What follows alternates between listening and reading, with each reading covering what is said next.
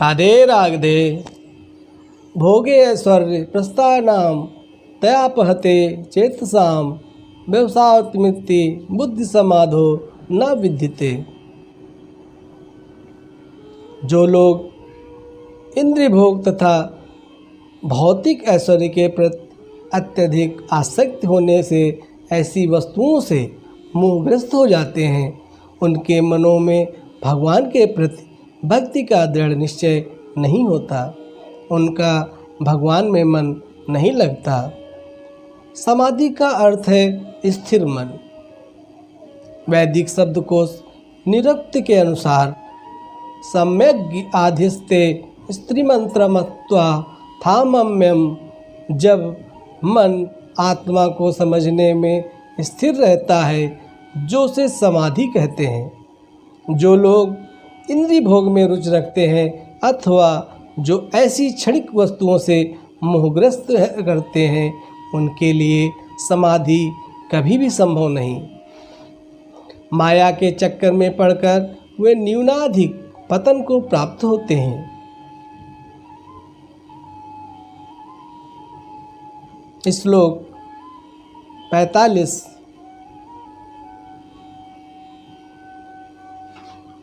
ते गुण विषया वेदा निस्त्रे गुणयो भवार्जुन निंदो नित्य सत्वास्थो निर्योग क्षेम आत्मवान। वेदों में मुख्यतः प्रकृति के तीनों गुणों का वर्णन होता है। हे अर्जुन, इन तीनों गुणों से ऊपर उठो, समस्त दैत्यों और लाभ तथा सुरक्षा की सारी चिंताओं से मुक्त होकर आत्मा परायण बनो। सारे भौतिक कार्यों में प्रकृति के तीनों गुणों की क्रियाएं तथा प्रतिक्रियाएं निहित होती हैं।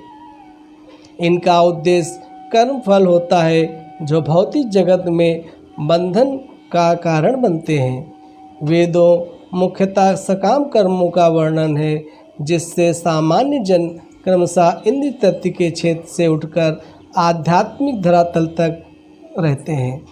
कृष्ण अपने शिष्य तथा मित्र के रूप में अर्जुन को सलाह देते हैं कि वह वेदांत दर्शन के आध्यात्मिक पद तक ऊपर उठे, जिसका प्रारंभ ब्रह्मा जिज्ञासा अथवा परम आध्यात्मिकता पर प्रश्नों से होता है। इस भौतिक जगत के सारे प्राणी अपने अस्तित्व के लिए कठिन संघर्ष करते रहते हैं। उनके लिए भगवान ने इस भौतिक जगत की सृष्टि करने के पश्चात वैदिक ज्ञान प्रदान किया, जो जीवन यापन तथा भवबंधन से छूटने का उपदेश देता है। जब इंद्रिय तत्व के कार्य यथा कर्मकांड समाप्त हो जाते हैं, तो उपनिषदों के रूप में भगवत साक्षात्कार का अवसर प्रदान किया जाता है। ये उपनिषद विभिन्न वेदों के अंश हैं। उसी प्रकार जैसे भगवत गीता पंचम वेद महाभारत का एक अंग है, उपनिषद से आध्यात्मिक जीवन का शुभारंभ होता है। जब तक भौतिक शरीर का अस्तित्व है, तब तक भौतिक गुणों की क्रियाएं प्रतिक्रियाएं होती रहती हैं। यह एक जीवन चक्र है जो सदैव चलता रहता है। मनुष्य को चाहिए कि सुख दुख या शीत ग्रीष्म जैसी द्वैताओं को सहन करना सीखे और इस प्रकार हानि तथा लाभ की चिंता से मुक्त हो जाए। जब मनुष्य कहने की इच्छा पर पूर्णतया आश्रित रहता है, तो यह दिव्य अवस्था प्राप्त हो जाती है। जब प्राणी भगवान की शरण में चला जाता है, तो भगवान अपनी कृपा अपने उस भक्त पर हमेशा हमेशा के लिए बना लेते हैं। ऐसी अवस्था में उस प्राणी को कुछ भी करने की आवश्यकता नहीं होती है। यावानार्थ उत्पाने सर्वता समलुतोदके तावानार्षवेषु वेदसु ब्राह्मणस्सु विजानतः। श्लोक 46 में कहा गया है, एक छोटे से कूप का सारा कार्य एक विशाल जलाशय से तुरंत पूरा हो जाता है। इसी प्रकार वेदों के आंतरिक तात्पर्य जानने वाले को उनके सारे प्रयोजन सिद्ध हो जाते हैं। यह एक उदाहरण के रूप में है कि वेदों के कर्मकांड विभाग में वर्णित अनुष्ठानों एवं यज्ञों का ध्येय आत्म साक्षात्कार के क्रमिक विकास को प्रोत्साहित करना है और आत्मा साक्षात्कार का ध्येय भगवद गीता के 15वें अध्याय में 15.15 पर इस प्रकार स्पष्ट किया गया है कि वेद अध्ययन का ध्येय जगत के आदि कारण भगवान कृष्ण को जानना है। अतः आत्मा साक्षात्कार का अर्थ है कि कृष्ण को उनके साथ अपने साथ सत्संबंध को समझना भी है। कृष्ण के साथ जीवों के संबंध का भी उल्लेख भगवद गीता के 15वें अध्याय के 15.7 में दिया गया है। जीवात्माएं भगवान के अंश स्वरूप हैं, अतः प्रत्येक जीव द्वारा कृष्ण भावनामृत को जागृत करना वैदिक ज्ञान की सर्वोच्च पूर्ण अवस्था है। इस प्रकार भगवान बहुत सारे उदाहरणों को लेकर अर्जुन को अब स्पष्ट ज्ञान दे रहे हैं और उसे मोह माया बंधन से अलग कर रहे हैं। भगवान यहाँ पर बहुत ही अच्छे ढंग से उसे एक नई ऊर्जा के साथ उसके कर्तव्यों का पालन करने के लिए उसे शिक्षा दे रहे हैं। कर्मण्येव अधिकारे ते मा फलेषु कदाचन मा कर्म फला हेतुभु ओ माते संग अस्तु अकर्मण्ये।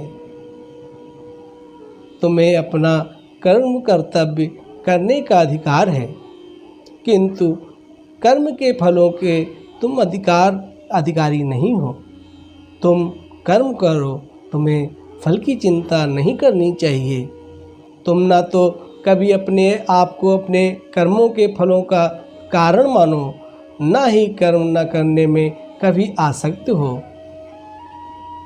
यहाँ पर 3 विचारणी बातें भगवान ने कही हैं। कर्म जो हमारा स्वधर्म है, विकर्म तथा अकर्म। कर्म जो हमारा स्वकर्म के कार्य हैं, जिनका आदेश प्रकृति के गुणों के रूप में प्राप्त किया जाता है, अधिकारी की सम्मत के बिना किए गए कर्म विकर्म कहलाते हैं। और अकर्म का अर्थ है अपने कर्मों का न करना। भगवान ने अर्जुन को उपदेश दिया कि वह निष्क्रिय न हो, अपितु फल के प्रति आसक्त हुए बिना अपना कर्म करे। कर्म फल के प्रति आसक्त रहने वाला भी कर्म का कारण है। इस तरह वह ऐसे कर्म फलों को भोगता होता है जो उसके द्वारा किया जाता है। जहाँ तक निर्धारित कर्मों का संबंध है, वे 3 उपश्रेणियों के होते हैं, यथा नित्य कर्म, आपातकालिक कर्म तथा इच्छित कर्म। नित्य कर्म फल की इच्छा बिना शास्त्रों के निर्देशानुसार सतोगुण रहकर किए जाते हैं।